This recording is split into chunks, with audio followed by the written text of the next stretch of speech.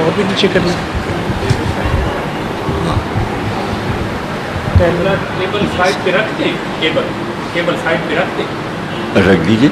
ہاں ذرا پھیریے سامنے رکھ. یہ زیادہ اچھا ہے، اونچی بہت ہے.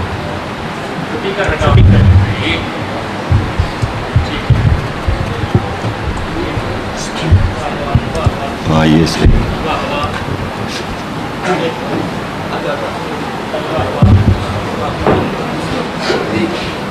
اس طرف ہاں یہ صحیح. ایک صلوات پڑھیں آپ حضرات.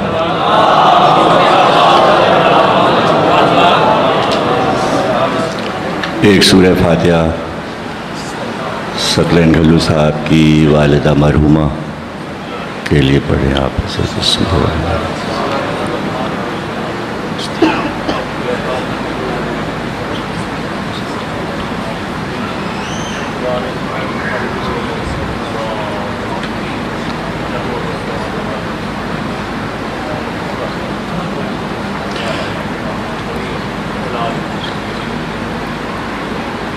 بسم اللہ الرحمن الرحیم. تمام تعریفیں اللہ کے لیے، درود اور سلام محمد اور آل محمد کے لیے. صلوات پڑھیں آپ حضرات.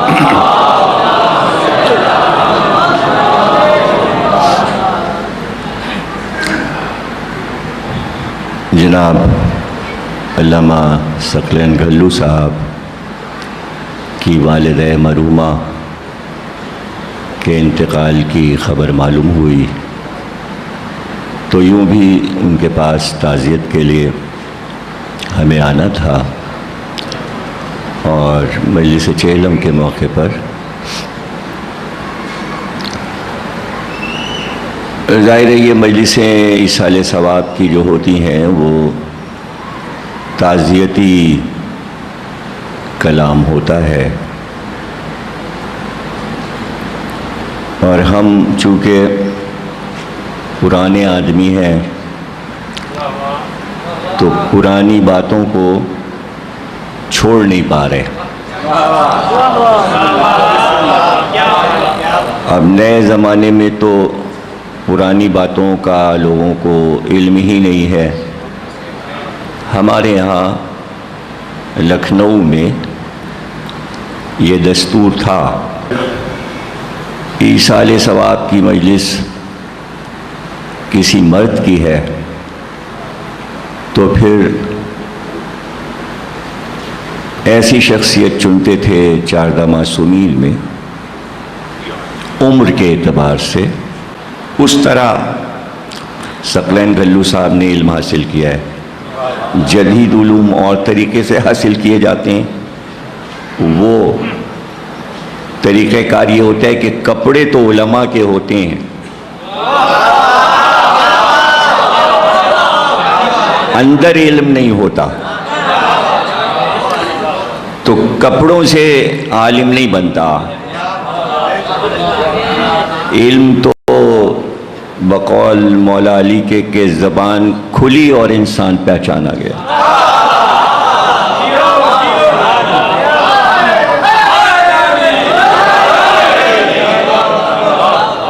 تو چونکہ میں سمجھتا ہوں کہ یہ قدیم اور جدید علوم پر نظر ہے ثقلین گھلو صاحب کی، تو اس کی بھی قدردانی ہونی چاہیے.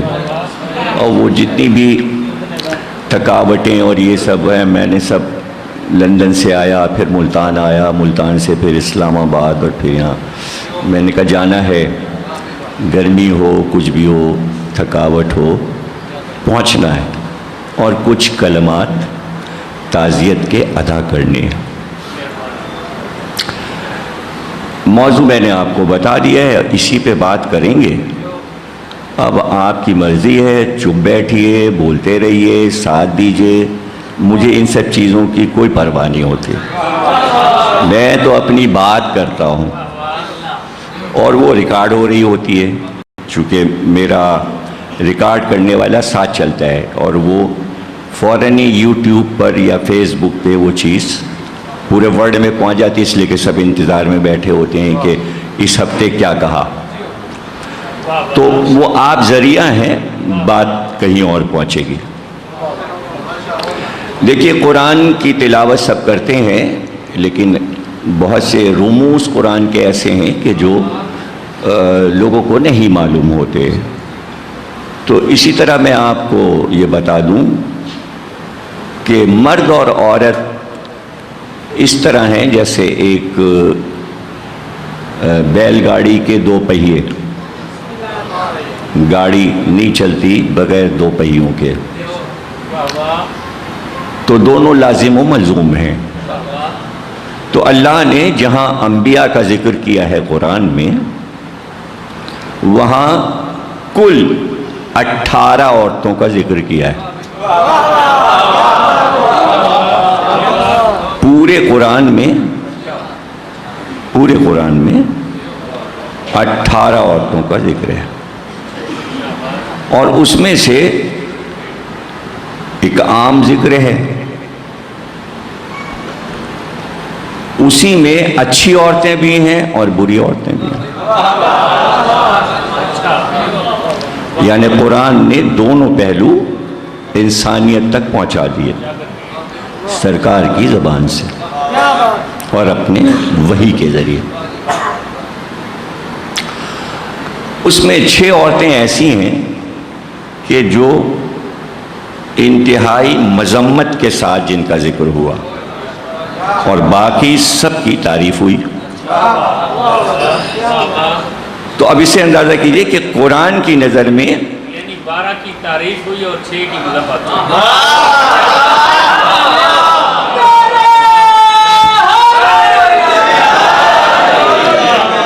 تو اب غور کیجئے کہ اکثریت میں وہ ہیں جن کی تعریف ہو رہی ہے. تو اس سے اندازہ کیجئے کہ انبیاء کے گھرانوں میں صورتحال یہ ہے، اگر آپ ایوریج نکالیں گے کل. اب بہت سے لوگ اعتراض کرتے ہیں کہ مولا علی نے نہج البلاغہ میں عورت کی بہت برائیاں کی، بلکہ ایک صاحب تو کہنے لگے ہو سکتا ہے کہ مولا علی سے عورتوں کو باغی بنانے کے لیے یہ چیزیں داخل کر دی گئی ہوں. میں نے کہا نہیں، ایسا نہیں. علی نے مذمت کی ہے عورت کی، تو عورت کی تعریف بھی کی ہے. اور علی وہ کام کرتے ہی نہیں جو قرآن سے الگ ہو.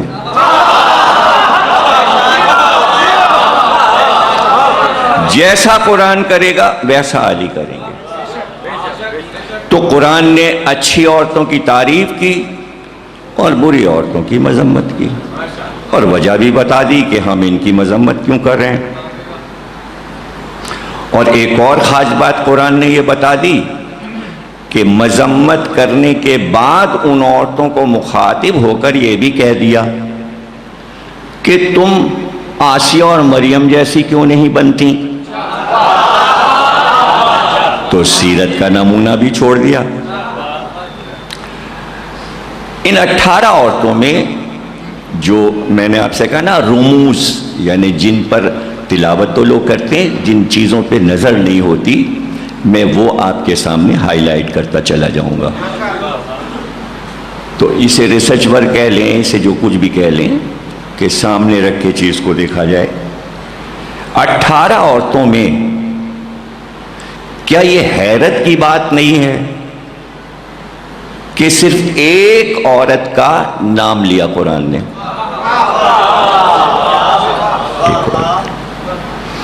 اور سب کو عورت کہا، لفظ عورت استعمال کیا، خاتون کے لیے لفظ عورت استعمال کیا، نام نہیں لیا. اور ایک عورت کا نام لیا. جس بیوی کا نام لیا اس کا نام ہے مریم. پورا 19واں سورہ حضرت مریم کی شان میں. حوا کا ذکر کیا قرآن نے، نام نہیں بتایا. بلکہ یہ کہا آدم کی عورت، زوجہ بھی نہیں کہا، آدم کی عورت۔ جناب نوح کی بیوی کا ذکر کیا، نام نہیں لیا، نوح کی عورت۔ حضرت ابراہیم کی دو ازواج کا ذکر کیا، سارہ اور ہاجرہ، نام دونوں کا نہیں لیا، ابراہیم کی عورت۔ جناب رحیمہ کا نام نہیں لیا، جو حضرت یوسف کی بیٹی ہیں اور حضرت ایوب پیغمبر کی زوجہ ہیں، ایوب کی عورت۔ اب اس پہ غور کیجئے گا، آپ آگے تک دیکھتے چلے جائیں تو نام نہیں لیتا پروردگار۔ کیوں؟ اس لیے کہ بتانا یہ چاہ رہا ہے کہ عورت کی پہچان اس کا شوہر ہے، یعنی حوا کا تعارف ہو رہا ہے آدم کے ذریعے سے، نوح اور لوط کی بیویوں کا ذکر ہو رہا ہے ان دونوں پیغمبروں کا۔ حضرت ابراہیم کے حوالے سے سارہ اور ہاجرہ کی بات ہو رہی، چونکہ مریم کے شوہر نہیں تھا،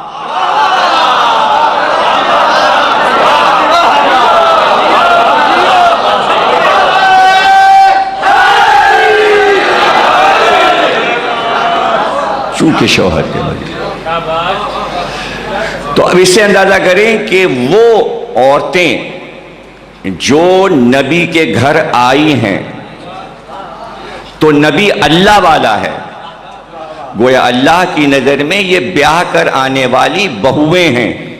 گھبرا نہ جائیے گا، شرک ورک کی باتیں نہ کیجیے گا، سمجھانے کے لیے مثالیں اللہ نے بھی دی ہیں، درخت، جانور، یہ چاند، سورج، یہ زمین، آسمان، یہ شرک ورک نہیں ہے، اللہ نے خود مثالیں دی ہیں، تو آپ بات سمجھانے کے لیے مثالیں دے سکتے ہیں، اس میں کوئی حرج نہیں ہے۔ تو آنے والی عورتیں بہویں ہیں، تو بہو کا نام نہیں لیا جاتا، تو اس کے معنی مریم بیٹی ہیں، بھئی دین کی بیٹی، اسلام کی بیٹی، نبوت کی بیٹی، نبوت کی بہویں، نبوت کی ازواج، مسئلہ رشتہ نبوت ہے، مسئلہ مرد اور عورت کی بات کرنا نہیں ہے۔ اور بہت ہی ہلکے ہلکے اشاروں میں اللہ نے، بہت ڈھونڈیں گے آپ پورے قرآن میں تو ایک دو آیتیں، 3 آیتیں، بس اس سے زیادہ نہیں، اسی میں پوری کائنات عورت کے موضوع کی اللہ نے رکھ دیا کہ تشنگی نہ رہے، اور پورے تاریخ نسواں کو ایک پوری کتاب تیار کر کے دے دی کہ کیسے سیرت پہ چلنا ہے، اور ایک ایک مثال اگر آپ لیتے جائیں، ایک ایک مثال لیتے جائیں، کہ حوا سے بات شروع کی کہ ہم نے آدم کی ضرورت کے تحت حوا کو خلق کیا اور پاکیزہ طریقے سے خلق کیا، آدم کو ان سے انسیت ہوئی، راغب ہوئے، دیکھ کر حیرت زدہ ہوئے، چونکہ حیرت زدہ ہوئے اس لیے نام حوا پڑ گیا۔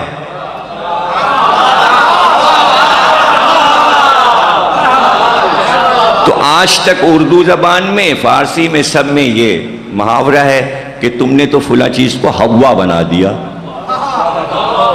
اور ہر عورت بنت حوا ہو گئی، اصل ماں حوا، یہ ان کا شرف۔ لیکن مثال میں سمجھا دیا کہ بیٹے دو ملے، قابیل اور حابیل، تو ایک ایسا فیصلہ کہ جس میں ترک اولا ہوا ہے، اور ایک وہ دور کہ جب پنجتن کے نام سے توبہ قبول ہوئی ہے۔ تو ان دونوں معاملوں کے درمیان میں 2 بیٹوں کی آمد ہے۔ جنت سے نکلتے وقت قابیل کو لے کر حوا آ رہی ہیں شکم میں، دنیا میں آنے کے بعد حابیل ہوئے، ایک پنجتن کے سرمائے سے ملا، ایک ترک اولا سے ملا، اثر آنا تھا، ایک قاتل بنا، ایک مقتول بنا۔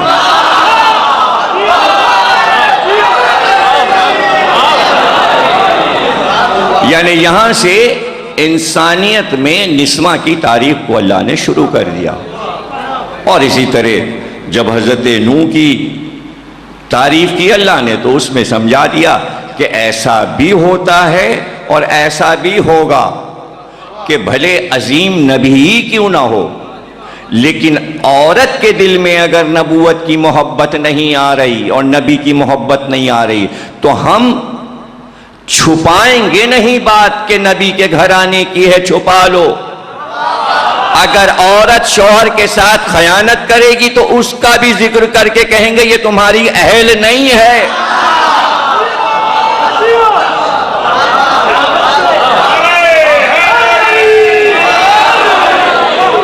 یعنی تاریخ نسواں کے لیے اصول ترتیب پاتے چلے جا رہے ہیں. اب اس کے بعد ابراہیم کے یہاں ہمیں جناب سارہ نظر آتی ہیں. اب یہاں سے ایک اور مسئلہ شروع ہو جاتا ہے کہ حوا کے تو ماں باپ ہی نہیں تھے، اور نوح کی بیوی جو تھی وہ امتی تھی، کسی امت کے شخص کی بیٹی تھی، آئی تھی بیاہ کر. مسائل آگے بڑھنے لگے تاکہ قیامت تک جو مسائل جائیں ان کا حل انہی 18 عورتوں میں ملتا چلا جائے. عورتوں کا مسئلہ صرف عورتوں کے لیے نہیں ہے بلکہ مردوں کے لیے بھی ہے، اس لیے کہ مردوں کے لیے زیادہ ہے، اس لیے کہ خاندان مرد نہیں بناتا، عورت بناتی ہے. اس لیے یہ ہر دنیا کے ملک، ہر قوم، ہر معاشرے کی ضرورت ہے کہ بغیر عورت کے بچے کی تعلیم و تربیت نہیں ہو سکتی، اس لیے کہ بچے کی پہلی یونیورسٹی ماں کی گود ہے. جو ماں سے سیکھے گا وہی اوپر لے کر جائے گا، اور یہی پہچان بنتی ہے کس کا بیٹا ہے. کہنے والا کسی غلطی پر باپ کا ذکر نہیں کرتا بلکہ ماں کا ذکر کرتا ہے. اور یہ عربوں میں شجرے میں بات آ گئی. جب گھوڑا خریدتے تھے تو گھوڑے کے باپ کا شجرہ نہیں دیکھتے تھے، گھوڑے کی ماں کا شجرہ دیکھتے کہ کہیں نسل میں کوئی خرابی تو نہیں آئی ہے. تو اگر کہیں دیکھ لیتے تھے کہ کسی گھوڑی نے کہیں غلطی کی ہے، اور سب سے بڑا عیب گھوڑے کے لیے ہے میدان جنگ میں سکندری کھانا. سکندری کھانا یہ ہے کہ الٹ جائے، آگے کے قدم گھٹنے ٹیک کر میدان میں الٹ جائے، اسے کہتے ہیں سکندری کھانا. یہ گھوڑے کا سب سے بڑا عیب ہے، اور یہ نہ ہو تو وہی سب سے بڑا ہنر ہے. اس لیے کربلا میں جو گھوڑے گئے تھے دیکھ بھال کے گئے تھے کہ یہاں تو جانور سے بھی غلطی نہیں ہوتی. سمجھیں نا آپ. یہ عجیب بات ہے کہ جن عربوں نے گھوڑوں کے شجرے ماؤں کی طرف سے دیکھے، رہنماؤں کو چنتے ہوئے ان کے شجرے نہ باپ کی طرف سے دیکھے.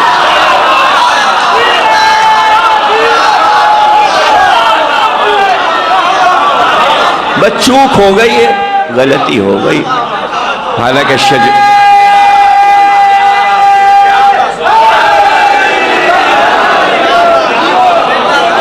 اب یہاں پہ دیکھیے آگے سارہ کا ذکر آیا، اور ہمارے بات تو وسیم بلوچ صاحب پڑھیں گے، بہترین مصائب پڑھنے والے لندن میں ہمارے ساتھ تھے. اور بس مجلس کو تو یہ سید سجاد کے قول کے مطابق اس منزل پہ پہنچاتے ہیں کہ جہاں معصومین کی خواہش ہے کہ اسی طرح گریہ کیا جائے. تو تشریف فرمائیں آپ کے سامنے، اور ہمارے بعد ذکر کریں گے. آپ جانتے ہیں، پہچانتے ہیں ان کے الفاظ اور لفظ. تو چند باتیں ہیں جن پہ آپ غور کر لیجئے، اور انشاءاللہ اندازہ ہو گیا مجھے کہ ثقلین گھلو صاحب نے آپ کی ذہنی تربیت بہت عمدہ کی ہے. میں ابھی کہہ رہا تھا کہ میری اردو ان کے سمجھ میں آئے گی، تو وسیم بلوچ کہنے لگے نہیں پریشان ہوں، بہت عمدہ سنتے ہیں، بہت اچھی طرح سے سنتے. تو مجھے اطمینان ہو گیا کہ میں اگر کوئی گہری بات بھی کروں گا تو وہ انشاءاللہ آپ تک پہنچ جائے گی. جناب سارہ کے لیے اب مسئلہ یہ آیا کہ ابھی تک تو عورتیں باہر سے آئی تھیں، اب جناب سارہ جو ہیں وہ نبی کے گھرانے کی ہیں. توجہ کیجئے گا، یعنی لا حج نبی جو حضرت ابراہیم سے پہلے تھے ان کی بیٹی تھیں. تو اب یہاں ایک شرط آ گئی کہ جو نبی کی بیٹی ہوگی، یہیں سے بات شروع ہو رہی ہے، وہ ہر آن طاہر رہے گی. اس سے زیادہ میں نہیں بتا سکتا. اور اس کو قرآنی تفسیر میں کہتے ہیں کہ انبیاء کی بیٹیاں بتول ہوتی ہیں.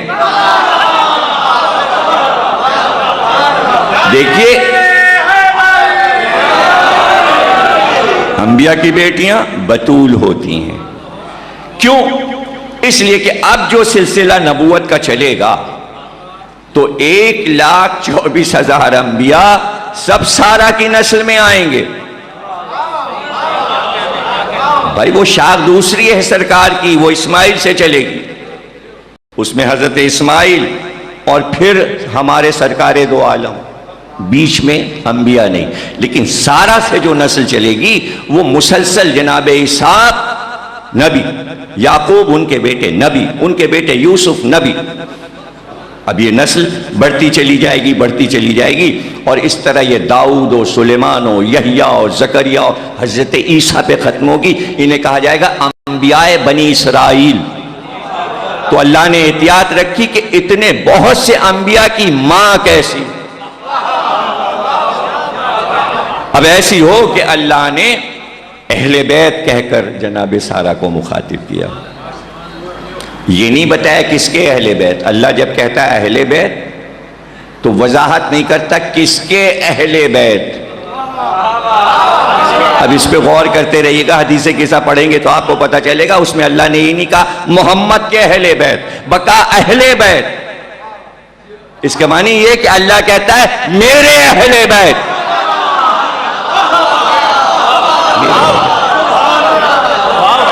تو یہ چھوٹی چھوٹی چیزیں جن پہ غور کرنا چاہیے. اور وقت وہ ہے کہ قرآن کہتا ہے کہ ایک دن حضرت ابراہیم کے یہاں 2 نوجوان لڑکے آ گئے، خوبصورت سے 20-20 برس کے بڑے حسین لڑکے آ گئے. اور ابراہیم مہمان نواز تھے، ڈھونڈا کرتے تھے مہمان. تو وہ 2 آئے تو خوش ہو گئے کہ بھئی مہمان آ گئے. لیکن اتفاق سے اس دن گھر میں کھانے کو کچھ نہیں تھا. وہ آ کے خاموش بیٹھ گئے. انہوں نے سارا سے کہا کہ بھئی مہمان آئے کچھ پکاؤ. تو ان کا کچھ گھر میں ہے ہی نہیں. اے میرے والی و وارث کچھ نہیں ہے گھر میں. حضرت ابراہیم نے کہا نہیں خاطرداری تو کرنی ہے بھئی، مہمان آئے ہیں اور بڑے معزز مہمان معلوم ہو. اب ابراہیم کی عمر 120 برس اور سارا کی 80 برس.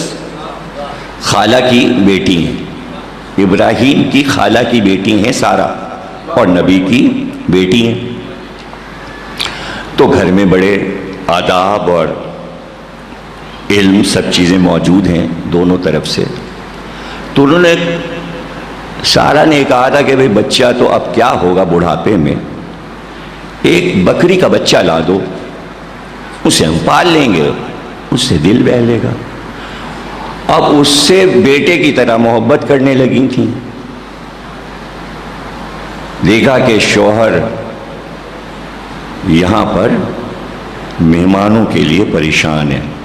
بیوی ہو تو ایسی وفادار کہ جو شوہر کے لیے ایثار کرے. اچھا بیچ میں ایک جملہ آپ کو کہہ دوں کہ جتنے انبیاء کے تذکرے آپ پڑھتے جائیں گے وہ مکمل بات نہیں ہوتی، بلکہ وہ کسی بڑی چیز کی تمہید ہوتی ہے، تاکہ جب کوئی بڑا واقعہ ہو تو اس مثال سے سمجھ میں آ جائے کہ بات وہاں شروع ہوئی تھی آخر یہاں ہوئی ہے. تو سارا نے کہا کہ بھئی یہ اولاد کی طرح بچہ ہے، اس سے میں محبت کرتی ہوں، اب اسی کو ذبح کر دیجئے، اب تو کھانے کو کچھ نہیں. گویا ایثار کیا. یہ سارا کا ایثار تمہید ہے اور خدیجہ کا ایثار محمد کے لیے دین کا شباب ہے. تمہید وہ ہے، تکمیل یہ ہے تاکہ تسلسل رہے قرآنی. اور جتنی بھی اچھی بیویاں ہیں جب ان کی سیرت میں آپ نبی کے گھرانے کو دیکھیں گے تو آپ سے آپ پر واضح ہو جائے گا اچھا کون ہے اور برا کون ہے. یعنی یہ فضائل ان کے ہو رہے ہیں یا مذمت اگر کسی کی ہو رہی ہے تو وہیں ہو رہی ہے. وہ تمہیدیں ہیں، اگر اس پہ آپ غور کرتے چلے جائیں. وہ پکا کے رکھ دیا، جب وہ بھون کے آیا مسلم تو وہ کھا ہی نہیں رہے. تو ابراہیم نے کہا بھئی آپ لوگ کھائیے. ان کا بھائی ہم کھانا نہیں کھاتے، ہم کھانا نہیں کھا سکتے. کہا اچھا تو آپ لوگ فرشتے ہیں. اب پہچانا ابراہیم جب انہوں نے کہا ہم کھانا نہیں کھا سکتے. تو انہوں نے کہا ہاں یہ جبریل ہیں، ہم میکائیل ہیں. دونوں نے اپنا تعارف کرایا. پہچان جانتے تھے، لیکن آج جس روپ میں آئے نوجوانوں کے تو ذرا ابراہیم کو حیرانی ہوئی. اور سارا ادھر یہ سمجھی کہ بھئی مہمان اگر کھانا نہ کھائے تو بدشگونی ہے. وہ پردے سے دیکھ رہی تھی. تو جب واضح ہو گیا کہ فرشتے ہیں تو وہ دونوں کھڑے ہوئے اور کہا ہمیں اللہ نے بھیجا ہے، ہم جا رہے ہیں عذاب کرنے قوم لوط کے اوپر، اور صبح پہنچنے کا حکم تھا لیکن اللہ نے کہا ادھر سے ہوتے ہوئے جانا اور خوشخبری سنا دینا اس گھر میں اہل بیت کو کہ بیٹا ہوگا. تو ہم یہ خبر لے کر آئے ہیں کہ آپ کے یہاں بیٹا ہوگا. تو سارا پردے سے بول پڑی، اس لیے کہ اچنبھا اور انوکھی بات تھی. کہا اے لو، اب قرآن میں جیسے ہے اور لوگ ترجمہ کرتے ہیں فارسی میں اردو میں سب اسی طرح میں آپ کو سنا رہا ہوں. اے لو، اب میری کم بختی کہ اس عمر میں میرے ہاں بچہ ہوگا. 80 سال شوہر کو کچھ نہیں کہا، اپنی طرف اشارہ کہ اب میرے ہاں اس عمر میں بچہ ہوگا. تو اب قرآن کہتا ہے کہ فرشتوں نے کہا اے اہل بیت ایسا ہی ہوگا، اللہ کی قدرت سے کچھ بعید نہیں ہے، ایسا ہی ہوگا. اور ہم خوشخبری دیتے ہیں اسحاق کی بھی اور یعقوب کی بھی. لوگ پوتے تک کی خبر دے دی، یعنی نسل چلے گی. تو آپ کہتے ہیں کہ قرآن میں آیت کا ترجمہ عجیب طریقے سے لوگ کرتے ہیں، لیکن میں بڑے احتیاط کے ساتھ ترجمہ کرتا ہوں. بہت یہاں پر عجیب مسائل پیدا ہو جاتے ہیں کہ ایک بار سارا نے ٹھٹھا لگایا، لو بھائی میرے ہاں بھی بیٹا ہوگا. ٹھٹھا لگایا. فضحکا، جس کا ترجمہ انہوں نے کیا ہے کہ ٹھٹھا لگایا. اور اس کے ترجمے میں ایک عجیب بات لکھ دی جو میں نہیں مانتا ترجمے میں، لیکن میں اس کا ترجمہ یہ کرتا ہوں کہ صاحب عصمت بی بی اسی وقت بیٹے کی ماں بن گئی. یعنی سارا کی ہنسی ایک بیٹے کی خوشخبری بن گئی.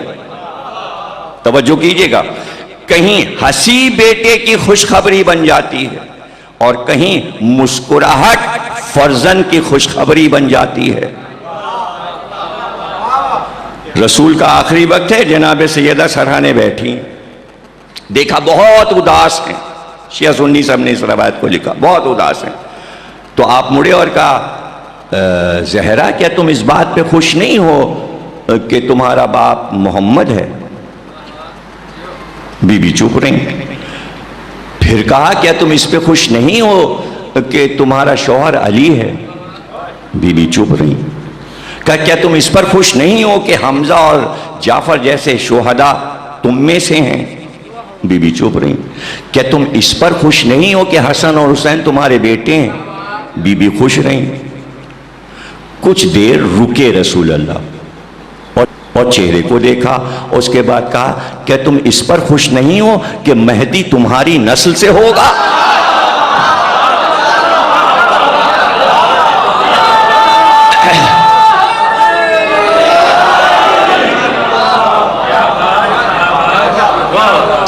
جناب سیدہ مسکرا دی.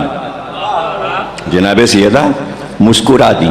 تو میں جملہ کہا کرتا ہوں یہاں پر اور چھپا ہوا بھی تقریر میں جملہ ہے کہ زہرا کی ایک مسکراہٹ کا نام ہے مہدی.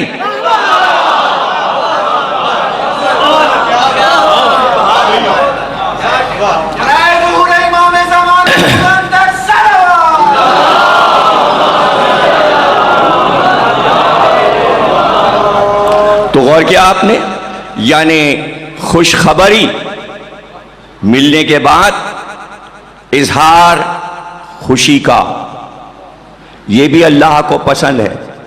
اور پھر اللہ ذکر کرتا ہے ہاجرہ کا، اور ترجمہ کرنے والے کہتے ہیں کہ سارا اور ہاجرہ میں لڑائی ہو گئی. نبی کے گھرانے میں کبھی ایسا ہوتا نہیں ہے. دیکھیے سگے سوتیلے کا مسئلہ اگر ائمہ کیا ہو جائے تو پھر امت کو کیا ملے گا. اس لیے میں ان چیزوں کو نہیں مانتا ائمہ کے گھر میں. اور سب سے بڑی مثال میں دیتا ہوں حضرت ام البنین کی، کہ جس طرح علی کے گھر میں زندگی گزاری ہے کہ جہاں سگے سے بھی بڑھ کر عباس حسن اور حسین کے لیے بھائی تھے. تو یہ مثال قائم کرنی ہوتی ہے رہنماؤں کو. اس لیے میں مورخین کی ان باتوں کو نہیں مانتا. اور پھر میں نے ثبوت بھی دیا ہے اپنی ایک تقریر میں اس بات پر کہ سارا نے ہاجرہ کو گھر، یہ تو آنکھ مچولی ہے. جب ابراہیم نے مکے میں ہاجرہ اور اسماعیل کو اتار دیا اور الٹے قدم واپس ہوئے تو ہاجرہ نے پوچھا ہم کو کس پر چھوڑا؟ تو آیت یہ ہے، ابراہیم نے کہا جس نے بھجوایا ہے اسی پر تمہیں چھوڑ دیا. تو پتہ چلا سارا نے نہیں بھجوایا تھا مکے، اللہ نے بھجوایا تھا کہ وہاں نور محمد آنے والا ہے، ہاجرہ کو وہاں لے جاؤ. اگر یہ سلسلہ اسحاق کا ہے تو وہ اسماعیل کا ہے. اور جناب ہاجرہ سے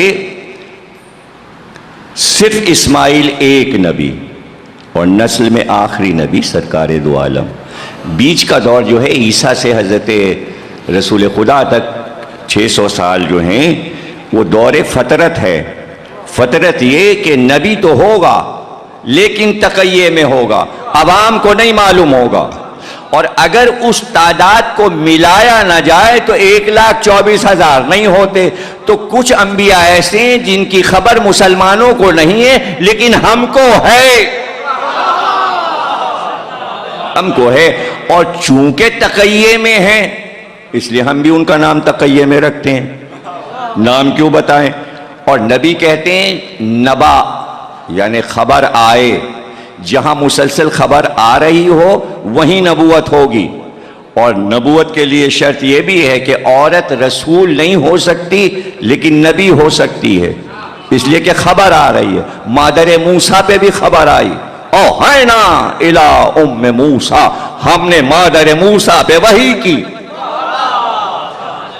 مادر عیسیٰ مریم پہ وحی کی. تو نبا یعنی خبر آئی ہے.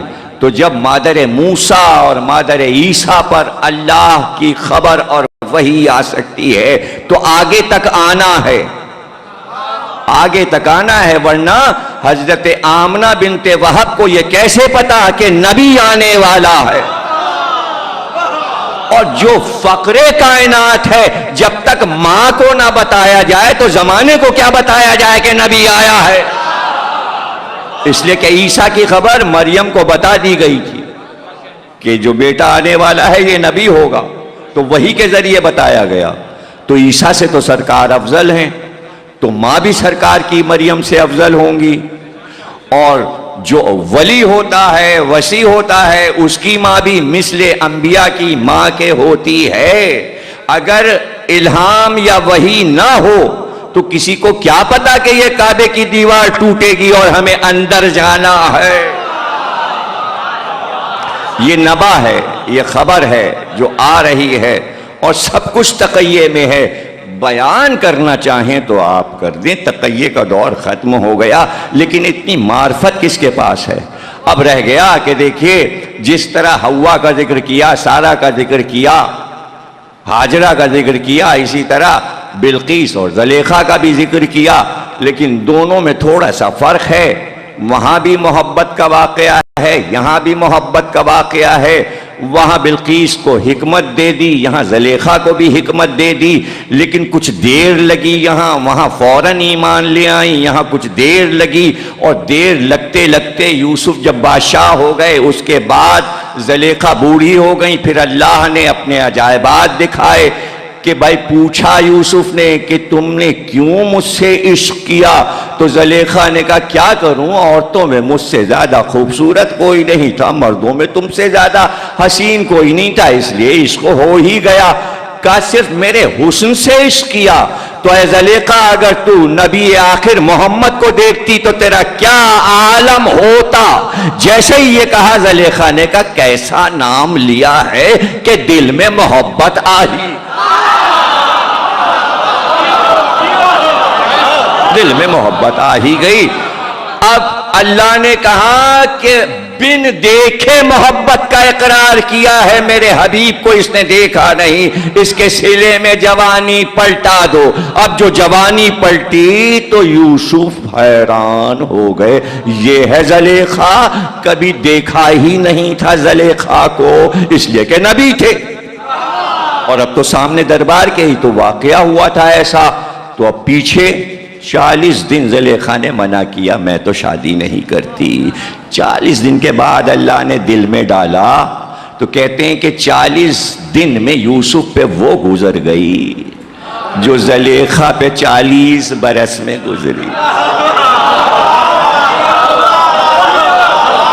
یعنی مفہوم عشق بھی سمجھا دیا کہ حقیقی عشق کیا ہے اور مجازی عشق کیا ہے۔ قرآن نے فیصلہ کر دیا کہ مادی عشق دنیاوی عشق ہے، حقیقی عشق محمد سے عشق ہے۔ بھئی توجہ نہیں کیا آپ نے، حقیقی عشق محمد سے عشق ہے، نبی سے عشق ہے۔ توجہ کیجئے گا، زلیخا سے شادی ہوئی یوسف کی، 2 بیٹے 1 بیٹی ہوئی، 1 بیٹی ایوب کو بیاہ کر گئی رحیمہ بی بی، اور حسن کا سلسلہ عیسیٰ تک اور مریم تک گیا، یعنی یہ برکتیں تھیں۔ زلیخا سے آگے یہ سلسلہ گیا، یعنی نبی کی بیوی بھی بنی اور نبی کی اولاد کی ماں بھی بنی۔ کس وجہ سے بنی؟ اس لیے کہ نبی آخر کی محبت دل میں تھی، اس لیے نبی کے بیٹے کی ماں بنی۔ تو اب معیار بنا، جس بی بی کے دل میں محمد کی محبت ہوگی وہی نبی کی اولاد کی ماں بنے گی۔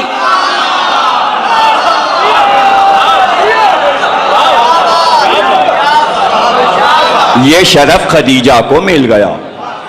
تو میں نے کہا تھا یہ رموز ہیں جن کو نظر میں رکھیے اور قرآن کی تلاوت کیجیے اور آیات کو دیکھتے رہیے۔ بس تقریر خاتمے پر پہنچی اور ماشاءاللہ آپ نے خوب تقریر سنی، تو ظاہر ہے کہ تعزیتی کلمات بھی ہو گئے اور میں نے اپنی بات بھی کہہ لی اور آپ لوگوں نے بہت اچھی طرح سے بیان کو سنا۔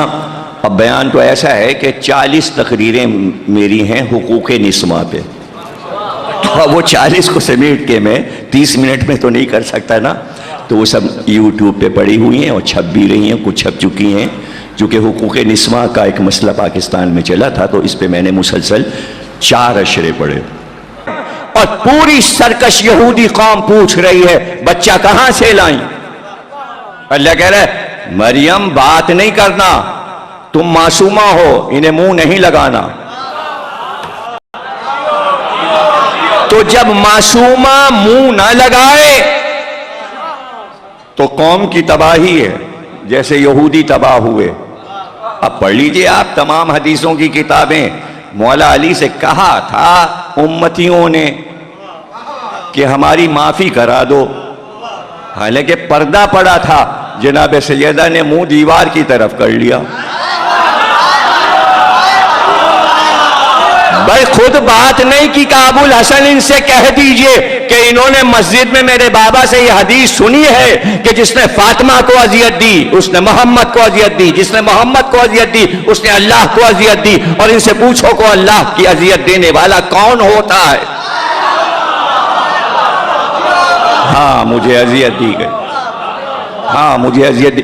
حقوق نسواں جہاں قرآن پکار رہا تھا اور نبی وہاں کہہ رہے تھے 5 وقت نماز کے بعد کھڑے ہو کر مسجد سے نکل کر اس گھر کا خیال رکھنا، اس دروازے کا خیال رکھنا، جہاں ملک بھی بے اذن نہیں آتا اور آخر وقت بھی ملک الموت آتا ہے تو دروازے پہ رک جاتا ہے، اور سیدہ کہتی ہیں بابا جانے کون ہے کہ اتنی دیر سے اندر آنا چاہتا ہے، میں منع کرتی ہوں وہ واپس نہیں جاتا۔ کہ زہرا یہ تیرے در کا شرف ہے، یہ ملک ہے، جب تک تم اذن نہیں دو گی یہ نہیں آئے گا۔ یہ سمجھایا گیا کہ زہرا کے در کا شرف کیا ہے، اور اس کے بعد حقوق نسواں قوم بھول جائے تو یہ ایک داغ ہے مسلمانوں کے لیے۔ اب اس کو چھپانے کے لیے کہ ایسا نہیں ہوا، ابھی میں لندن میں تھا تو یہ بحث چل رہی تھی ٹیلی ویژن پر دونوں طرف سے، کہ ایک طرف سے کہا جا رہا تھا نہیں ایسا علی کی موجودگی میں ایسا ہو نہیں سکتا، وہ فاتح خیبر تھے، تو دوسری طرف سے بھی کہا جا رہا تھا ایسا ہو سکتا ہے۔ اس لیے ہو سکتا ہے کہ مثال قرآن میں ہے کہ بھائی ہر نبی پہ ظلم ہوا، اور سرکار دو عالم نے کہا کہ جتنی تکلیفیں مجھے پہنچائی گئیں کسی نبی کو نہیں پہنچائی گئیں۔ اتنے پتھر مارے گئے، طائف میں زخمی کر دیا گیا کہ جسم کا خون ایڑیوں سے بہنے لگا، تو آپ کہیے محمد پہ ظلم ہی نہیں ہو سکتا؟ تو ظلم تو ہوا ہے، چھپانے کی ضرورت نہیں ہے بلکہ آنسو بہانے کی ضرورت ہے۔ اگر توبہ نہیں کر سکتے تو پھر بیٹھ کے شامل ہو جاؤ عزاداروں کے ساتھ اور یہ سوچو کہ ایسا کیوں ہوا۔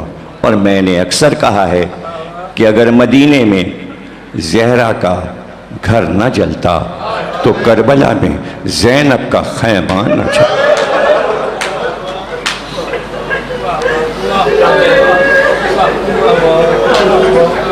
دیکھیے آل محمد کی بیویوں کا سب سے بڑا کمال یہ ہے کہ عالم پال کر امت کو دیے کہ علم کا سلسلہ نہ رکے، اور وہی عورت سیرت سیدہ پہ چلتی ہے جو اپنے بیٹے کو عالم بنا دے۔ میں نہیں جانتا تفصیلات کہ ثقلین گھلو صاحب کی والدہ کی کیا کیا خدمات ہیں، ظاہر ہے کہ ہر عزادار خاتون عزادار ہوتی، یہی اس کا شرف ہوتا ہے کہ گھر میں وہ سب سے پہلے سفیدہ بچھاتی، لیکن میں یہ جانتا ہوں کہ ملت کو ایک ایسا بیٹا وہ دے گئی ہیں کہ ان کا ہر نیک عمل ان کے نامہ اعمال میں لکھا جائے گا حدیثوں کے مطابق۔ یہی ان کا شرف ہے کہ یہ مجلس ہو رہی اور ذکر سیدہ ہو رہا ہے۔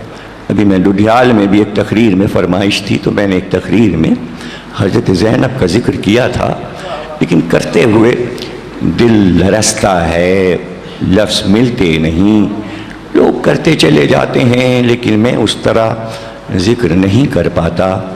میں تو جس انداز سے ذکر کرتا ہوں، میں زینب کو فاتح خیبر کی صورت میں دیکھتا ہوں۔ زینب کا خطبہ دربار یزید میں کہا کرتا ہوں اپنی تقریروں میں کہ زینب نہیں بول رہی تھیں، زینب کی زبان میں اللہ بول رہا تھا، اس لیے کہ ایسا خطبہ کسی ظالم کے دربار میں جہاں اکثریت ظالموں کی ہو اور اتنی شجاعت کے ساتھ گفتگو، محلن محلا ولے تکش جہلا، جلدی نہ کر گھبرانا، بہت جلد تیرا انجام ہونے والا ہے، تیری زندگی کے دن گنتی کے رہ گئے ہیں۔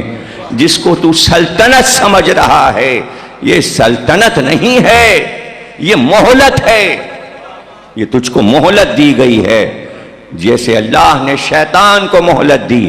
سرکش حکمرانوں کو سلطنت نہیں دیتا، اللہ کہتا ہے ہم مہلت دیتے ہیں، اور مہلت وقت معلوم پہ ختم ہو جاتی ہے۔ 3 سال کے بعد یزید مر گیا، بے نام و نشان ہو گیا، سلطنت امیہ اس کی نسل میں نہ چل سکی، اس کا بیٹا تخت نہ پا سکا۔ زینب نے سارے غرور کے محل شام میں مسمار کر دیے اور پھر کہا اب میں آؤں گی یہاں فاتح بن کر آؤں گی اور یہیں رہوں گی، اسی سرزمین پر رہوں گی، اور زیارت کرنے کے لیے لوگ یہاں آئیں گے۔ اکثر میں یہ بات کہتا ہوں کہ جب آپ روضوں پر جائیں اور زری میں دیکھیں تو صرف 2 تابوت ایسے ہیں جن کے سرہانے سونے کا بہت قیمتی جواہرات سے سجا تاج رکھا ہے. ایک نجف میں جب مولا علی کی زری میں دیکھیں گے ایک قیمتی سونے کا جڑاؤ جواہرات سے تاج رکھا ہے. دوسرا تاج شام میں زینب کے تابوت پہ رکھا. میں سوچتا تھا کہ زینب کے پاس کون سی سلطنت ہے, تو مجھ سے پوچھو میں بتاؤں, زینب کے پاس حسین کی عزاداری کی سلطنت ہے.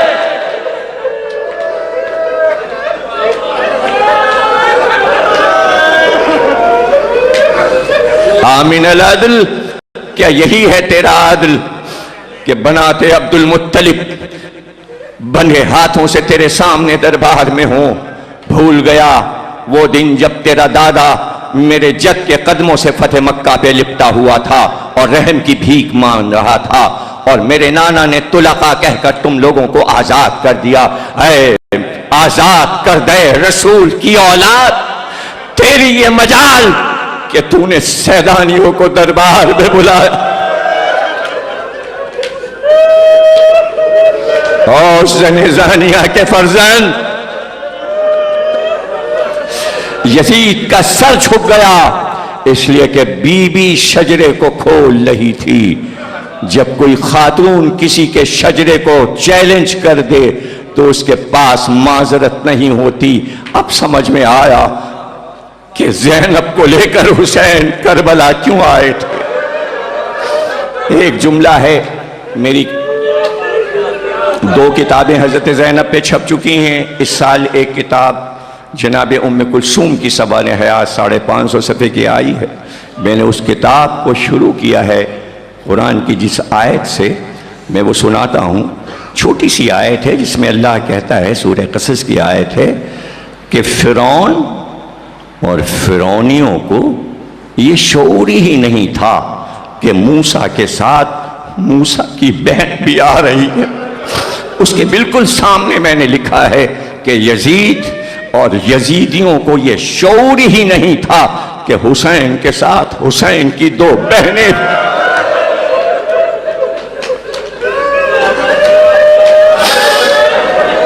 تم سلامت رہو. گریہ کیا تم نے, پرسہ تو حسین کا ہی ہوتا ہے, لیکن مرحومہ کا پرسہ بیٹے کو دے رہے ہو.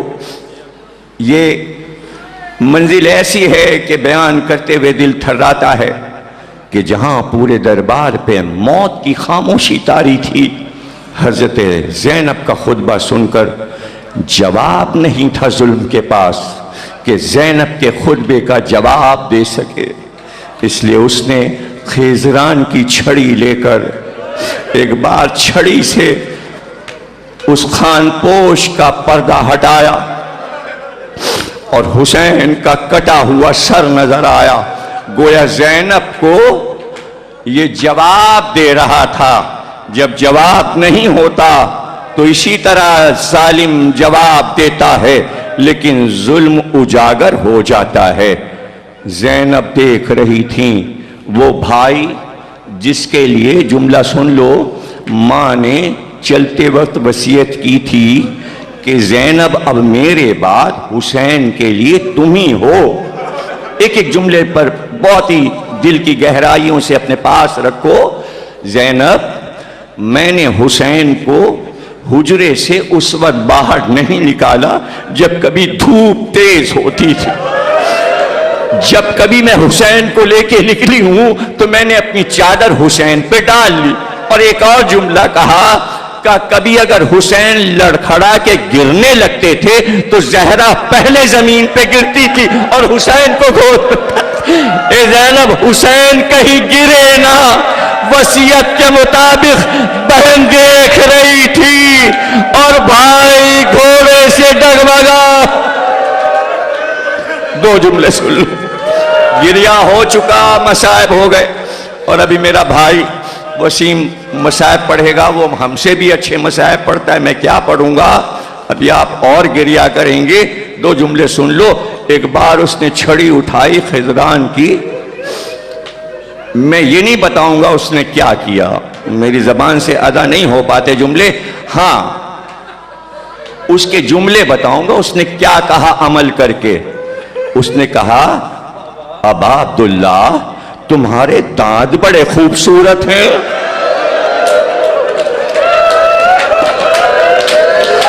زینب کیا بولتی؟ ایک صحابی اٹھا کہ چھڑی ہٹا، میں نے اپنی آنکھ سے دیکھا ہے کہ رسول اللہ ان ہونٹوں کو چومتے تھے۔ اور ایک بار زینب نے جلال میں آ کر کہا یزید زینب کو ڈرا رہا ہے، بہن کے سامنے بھائی کا چہرہ زخمی کر رہا ہے۔ بارلا ایسی بات قبول فرما، ہمیں کوئی غم نہ دینا سوا غم حسین کے بحق محمد اور آل محمد۔ مرومہ کو جوار رحمت میں پناہ دے، اعلی لین میں ان کے اعلیٰ فرما، امام زمانہ کا ظہور۔